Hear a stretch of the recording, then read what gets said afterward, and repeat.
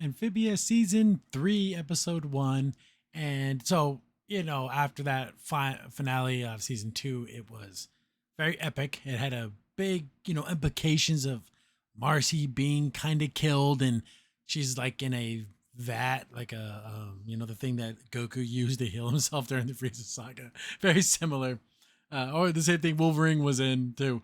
But we we have that big revelation of King Andros is a bad guy. He's had evil intent. He was going to use the three power stones to power his giant flying fortress and go to Earth and conquer it. But Anne was able to get back home. She's there by herself. She didn't get to bring any of her friends with her, but she is there with the planters. So she's going to have to try to navigate Earth. But now she's the one that knows everything, and the planters are going to be the fish out of water, the frogs out of their pond, so to speak. So we pick up right where the finale ended. They're just on some random freeway. And Anne's like, holy crap, we're back to my world. And then her cell phone starts working. She actually has her 5G, which is she totally freaks out, like, to be without it for, we do find out how long she was gone, but to be out without her phone for reals for that long. And she's like, oh my God, we're back in my world. They get off the freeway. They're making their way towards her home. But, every little thing that they see, they're like, what's this? What's that? Oh, this is an amazing thing. Like all this stuff, they're just freaking out. They get to their house, and she's like, hey, guys, I want to see my parents again. I want to ease them into this because they're going to have a lot of questions. You guys hide out here in the trash can. I'll give you like a little bird sound. And that's going to be like our signal to bring you back in. And then I'm going to introduce you to my family, but it's got to be slow. They're not going to be able to understand all this. She knocks on the door. And the mom, of course, obviously super sad. Just imagine what happened to her daughter. Sees, and they hug, they cry. The dad shows up. They hug, they cry. Her little cat, Domino, a bird flies over and makes a funky noise. That same kind of like, I was like a caw. Hop Hop jumps out and is like, hey, I'm Hop Hop Planner, Ad's friend. I'm the lovable talking frog. He just introduces himself, and the parents are flabbergasted. I mean, there is no other word to use in this scenario. We have to think of this because in the cartoon world, the planners just look like, they're cute animals. But imagine a frog, but like 3 feet tall and it's talking. It would be almost like the dad passes out, which I don't blame him for seeing something so insane. I always, they always do this. The dad has to be the weaker of the two when the mom and dad. That's just standard now. Normally in a show in the 90s, a mom would have fainted, but only dads can faint now. We get a little bit of a skip, and Anne's explaining everything. Like she's gone through all the first 2 seasons, explains her whole situation, and the parents are like, "What the f are you talking about, Anne? This is crazy." And if we didn't have like real talking frogs talking to us right now, I wouldn't be able to believe any of this. But she's like, hey, this is what happened. The parents like, okay, I guess you can stay here, but she doesn't want to keep the planners there. Look at Hop Hop's face.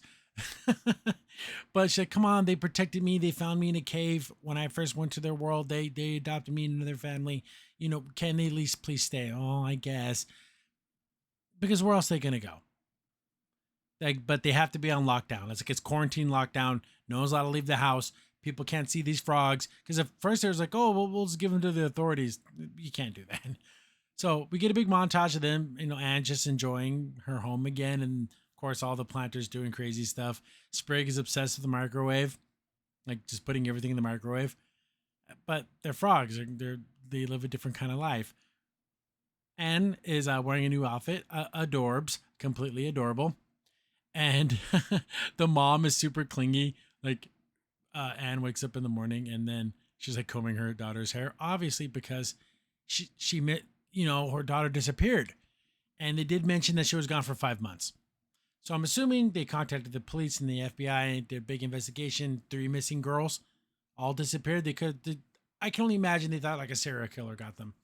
How are they handling this? Oh yeah, cops, my daughter just showed up and they're going to have questions for her. What's she going to say?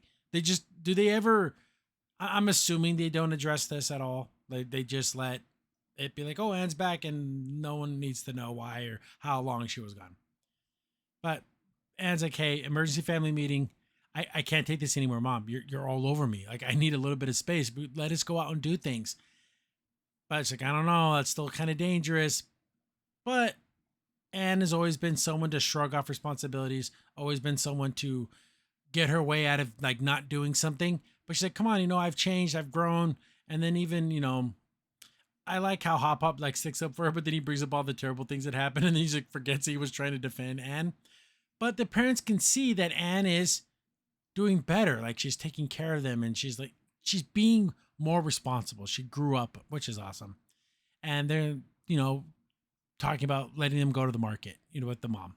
And even the mom says, hey, before she left, she would beg me not to take her to the market. Now she wants to go out with us and do things. So they're considering it. They want to do it, and has shown a lot of progress.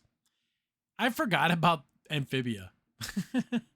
I did. I'm so invested into the family oriented. Like, oh yeah, the Andros is still a horrible person.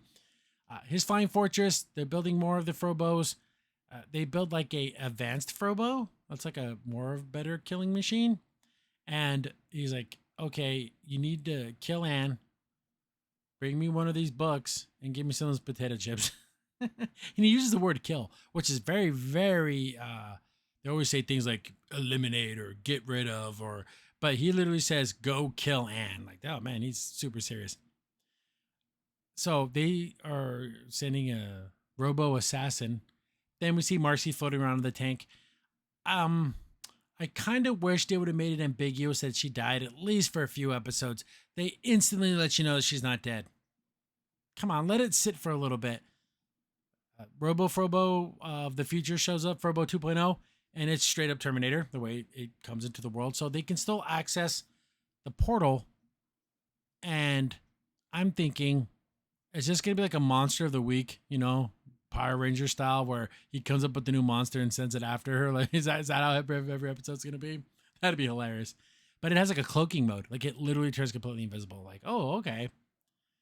Anne's like, hey, I'll make some costumes for you guys. You guys can go out. Wearing Anne's like younger like kid clothes. He's Hop Hop is wearing like a pair of her old like overalls, so they look awful. Oh my god, he looks so awful. But she dresses him up, makes him look like little humans or whatever. Not a very good job, but enough to like sneak around, especially in like East LA. Nobody cares what you look like. They get to the market, and it's like a 99-cent, kind of looks like a Mexican market. There's a Mexican market here in Arizona called Rancho Market. Excellent. The bigger ones, there's one in Phoenix that is just amazing. They have a huge like food counter and just great lunch specials. But their bakery, that all the Mexican pastries, so good. If you ever find yourself in a Rancho Market, buy some of their pastries. You will not be disappointed. So they get into the store, and of course everything's like amazing. To the planners, Sprig thinks everything's a robot because it kind of is. Like he looks at the self checkout and all this stuff, and he's just like, "Oh, is that a robot? Is this a robot?" The dad forgot the shopping list, but Anne took a picture. He's like, "Oh, look, Dad, I took a picture just in case." So Anne's showing a little bit more responsibility, which is really nice. Um, Polly wants to buy a lotto ticket. That's hilarious. Like she understood what that was. Hop Hop's making fun of all the produce. He's like, "Oh, look at these tiny fruits and veggies." Runs into a durian fruit, doesn't know what it is, and lets him smell it. They literally smell like the reason why they call it a corpse fruit. It smells like a dead body. It's disgusting. Don't know what it tastes like. I just know it smells horrific. She's like, "Oh, is it okay if I take the planners to go get some lunch? We're gonna try noodles." And she takes him over there, takes responsibility. Like, hey, I'm gonna watch after him. She orders a bunch of noodles, brings it to them. They think it's worms. I guess it would look like worms to them, but they love it. The noodles are awesome. I do want a big bowl of noodles like that. That looks utterly delicious. They get attacked by the invisible assassin robot. Magnets affect it. It's cloaking. And I do like the fact that Sprig's like, oh, it's a killer robot. And he's like, sees this little little toy. And then it's like, what are you talking about? Then it grabs her. Like, it just could completely crush her. Why didn't it just kill her right then and there? It has like robo claws. You could have just gutted her. They start throwing the soup at it. You can kind of see it. Again, they realize that, wow, that's just like an upgraded Frobo. they're running away from it. And then the parents like, oh, well, so where are you headed to? We're just trying to help out.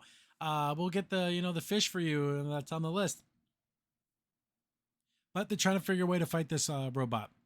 They did mention that there's not a lot of people at the market, and the king told the robot, "Hey, you need to hide yourself. Like, don't get caught.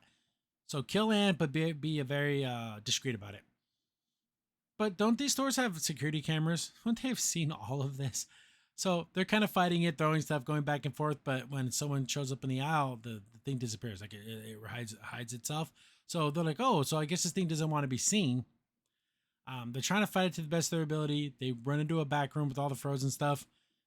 And it's like coming up the planet, but the planets are frozen. The frogs aren't going to do well in the cold. They're trying to access her blue powers, and she can't. Like she just can't make it happen. I'm assuming it's going to be a lot like the Avatar state. She's going to have to be like in mortal danger. The planets start to move a little bit, like in their little ice blocks to try to fight it. They can't do anything. They're going to get killed. She activates her powers. She like almost one punches him. She hits him once and it tears up his whole body. So if she would have given him a good old 3-piece, he would have been done. It retreats and takes off and gets super woozy after using her powers. And so I'm assuming that the side effect of using her powers, it literally makes her pass out. They use the durian to wake her up, like smelling salts.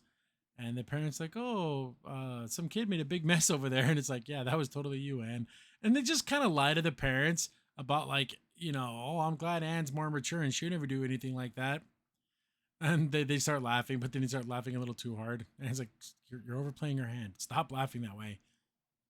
She's like, oh man, I don't know about this blue power. It's something about it feels wrong. So I'm assuming that this may have, I want to say, like evil origins. This blue power that she has. But when it comes to like magic and stuff, I really don't really believe in like good and bad powers and magic. It's just how you use it. So if you use powers for evil, it makes it evil. You use it for good, you make it good. So Anne's a good person. So hopefully I hope she's able to master this. She's like, hey, Hop Hop, can you open the door? I'm trying to move my arms and I can't. So I'm assuming this thing's having a complete effect on her body. They're going to go home. They're going to eat noodles. The robot's fixing itself. Very, very scary scene here with this really creepy looking gargoyle. And it's going to fix itself and take out Anne, complete its mission, and try to kill her. End of the episode. Really cool. Kind of sets up, I guess, I don't know if this is going to be the one recurring enemy or if they're going to send multiple enemies. I'm sure we're going to meet more humans, some more, kind of like how we have a bunch of side characters in Wartwood. I'm assuming we're going to have tons of side characters that are like Ant's village, basically. But yeah, a fun first episode coming back. I always like when characters get costume changes, and Anne has a fun human regular. She doesn't have all the sticks and leaves in her hair, thank goodness. And we get a really fun, the ending credits look really, really cute. I love the style. It's very storybook looking, and it has a really fun, cute kind of remix song. I like it. Really, really cool. But yeah, season 3, episode 1. So I'm, at the very least, I want to do this, Has Been Hotel, and maybe another show. I want to do 3 different shows a week, getting 1 episode in, get some variety, and it's always just focusing on one show. But how did you guys like this first episode? This assassin robot's really, really cool looking. I can only imagine what Shasha's doing. I'm assuming she's gonna just kind of get everyone to come together to help defend Amphibia. But he has this giant flying fortress that can shoot giant laser beams. I mean, he can just kill everybody, right? I don't know. They're gonna have to do something. It's cool to see them having fun, like going to the store and stuff. But like, Anne was saying that she has to figure out a way to beat the king, get her friends home, do all that stuff, but she's going to have to do it on her end. I know there's things like the internet and stuff, but I mean, she's going to have to find reliable information. That's going to be kind of tough to do.